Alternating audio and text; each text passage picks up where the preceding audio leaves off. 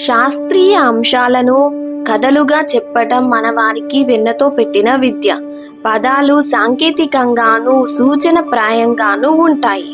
పట్టుకొని తెలుసుకుంటే విజ్ఞానం, పట్టుకోలేకపోతే మానసిక ఉల్లాసానికి కలిగించే కథనంగా మనం చెప్పుకోవచ్చు. ఏ విధంగా చూసినా మనకి అన్ని విధాలుగా మంచిదే. లోకాలకు వెలుగునిచ్చే పెద్ద కొలువులో ఉన్నాడు కదా అని విశ్వకర్మ తన కుమార్తె సంజనాదేవిని ఆదిత్యునికిచ్చి పెళ్లి చేశాడు. వీరి మొదటి సంతానం శ్రద్ధాదేవుడు. ఇతనినే వైవస్వత మనువు అంటారు. సూర్యుని తేజస్సు భరించలేక భర్తతో ఉన్నప్పుడు సంజనాదేవి కన్నులు మూసుకొని ఉండేది. సూర్యునికి కోపం వచ్చింది. అఖిల జనుల ఆయుష్ను నియంత్రించేవాడు కొడుకుగా పుడతాడన్నాడు. అలా పుట్టినవాడే యముడు. ఈసారి ఆమె కన్నులు మూసుకోలేదు, కానీ భర్తను చంచల దృష్టితో చూస్తుండిపోయింది. నీకు విలోలైన కుమార్తె పుడుతుందన్నాడు సూర్యుడు. పుట్టిన కూతురు పేరు యమున. ఏం చేసినా తప్పే, ఎలా ఉన్నా కష్టమే అన్నట్లుగా ఉంది సంజన పరిస్థితి. ఆమె తన నీడకు ప్రాణం పోసి ఛాయాదేవి అని పేరు పెట్టింది. ముమ్మూర్తులా నీవు నాలానే ఉన్నావు. ఆయనకు అనుమానం రాకుండా నాకు వలనే కాపురం చేయి. నా పిల్లల్ని నీ పిల్లలనుకో అంటూ అంపకాలు పెట్టి పిల్లలకు కూడా చెప్పకుండా పుట్టింటికి వెళ్ళింది సంజన. ఎన్నాళ్ళైనా అత్తారింటి ఊసెత్తని సంజనను చూసి సందేహం వచ్చింది విశ్వకర్మకు.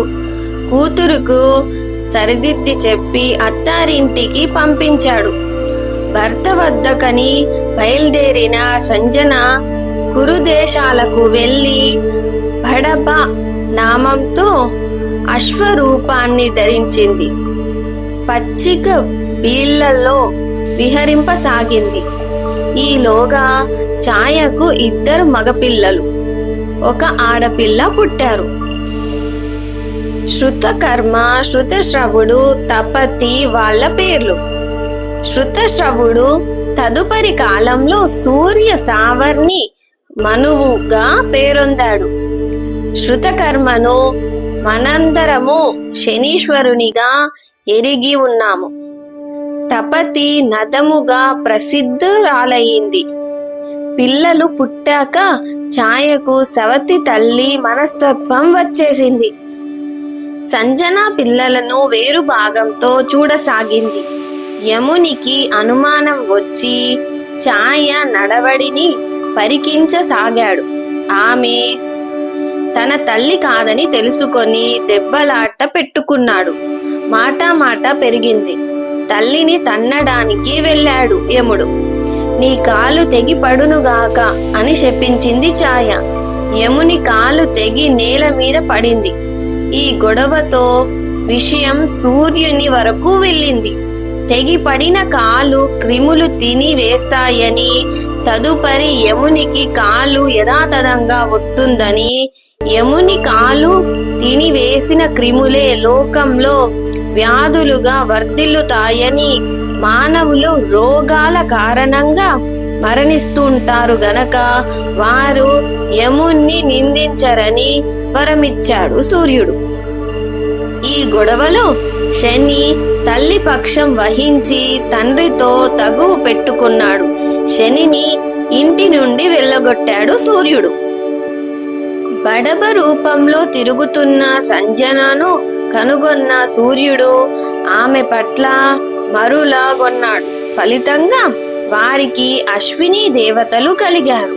ఆ సందర్భంలోనే భూమి మీద పడ్డ సూర్యుని రేతస్సు నుండి రేవంతుడు పుట్టాడు.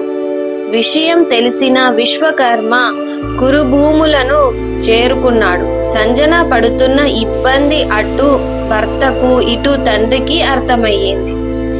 సూర్యుని తేజస్సును చిత్రక పట్టి అతనిలోని వేడిని తగ్గించాడు విశ్వకర్మ. సంజన తన భర్తతో పాటు సూర్య మండలానికి వెళ్ళిపోయింది. చిత్రిక పుట్టినప్పుడు సూర్య కిరణాల నుండి రాలిపడిన రజనుతో విష్ణుమూర్తికి చక్రాయుధాన్ని, శివునికి త్రిశూలాన్ని, వసువులకు శంఖాలను చేసిచ్చాడు విశ్వకర్మ. మరికొంత రజను మిగిలితే దానితో దేవేంద్రుణ్ణి వజ్రాయుధానికి పదను పెట్టించాడు. ఇది ఇలా ఉంటే మరో కథనం ఏంటి అంటే, దేవదానవులు సముద్రాన్ని చిలికినప్పుడు అందులో నుంచి అమృతం ఉద్భవించింది.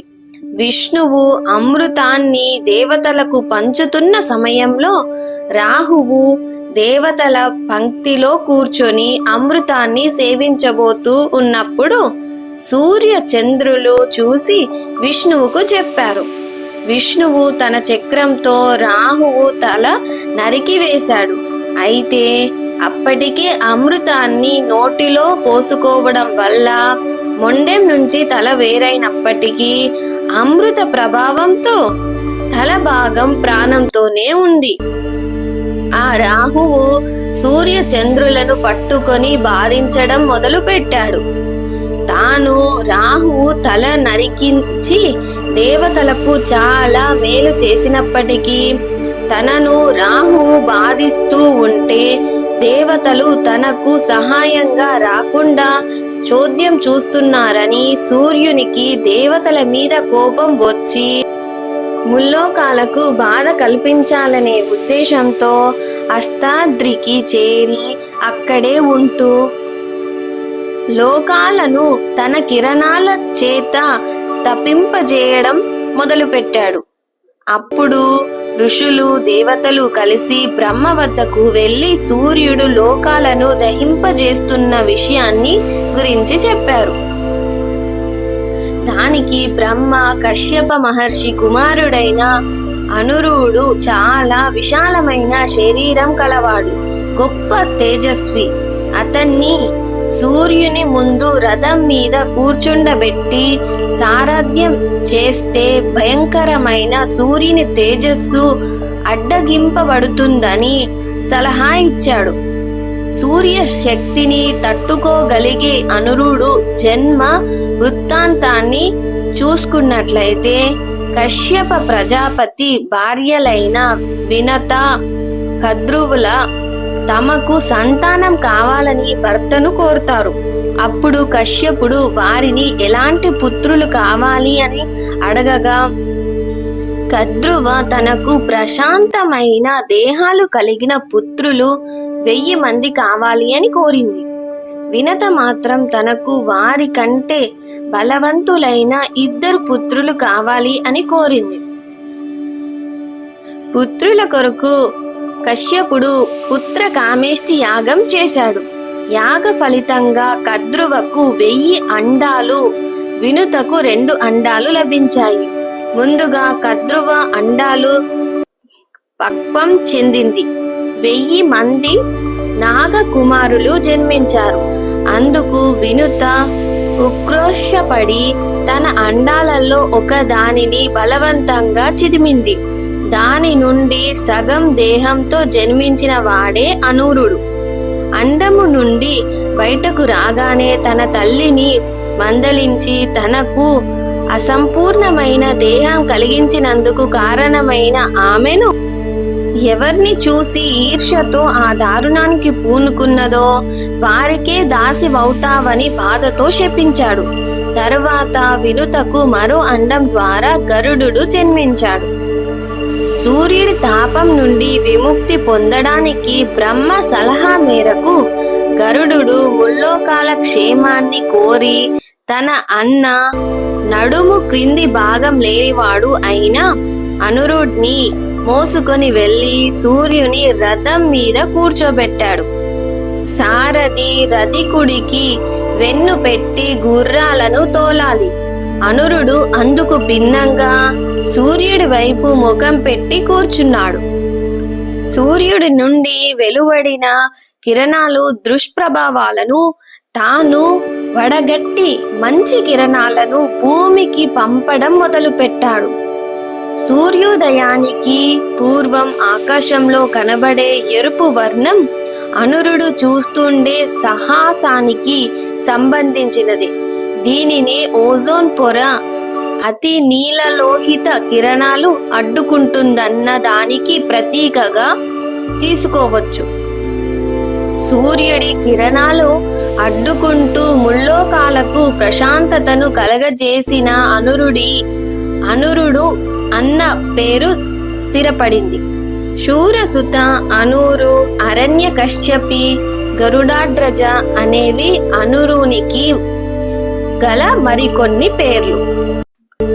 కద్రువ సంతానంలో ఐరావతుడనేవాడు గొప్ప సర్పరాజు.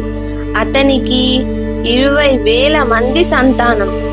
వీరందరూ సూర్యుడు రథానికి కట్టిన గుర్రాలను నియంత్రించడానికి అవసరమైన పగ్గాలుగా పనిచేయడానికి పంతుల వారీగా సూర్య మండలానికి వెళ్ళి వస్తూ ఉంటారు. కాంతి కిరణాలు సరళ రేఖలో పయనిస్తాయని మొదట్లో నమ్మిన ఆధునిక శాస్త్రజ్ఞులు అలల రూపంలో కూడా అవి ప్రసరిస్తాయని కనుగొన్నారు. కాంతి కిరణాలు పాముల వలె మెలికలు తిరుగుతూ అడ్డదిడ్డంగా కట్టలుగా ప్రసరిస్తాయని మన పూర్వులు పేర్కొన్నారు. కాలానికి సంబంధించిన శాస్త్రీయ విషయాలు ఎన్నో మనం వేదాలలో, పురాణ ఇతిహాసాలలో కనిపిస్తూనే ఉంటాయి. సంకేతాల సహాయంతో శాస్త్రీయ విషయాలను చెప్పడం మన వారికి వెన్నతో పెట్టిన విద్య అని గ్రహించడమే మన ఋషులకు మనం సమర్పించగల నివాళి.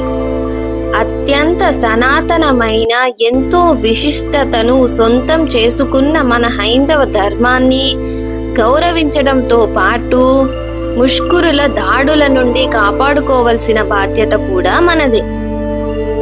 ధర్మో రక్షతి రక్షితః.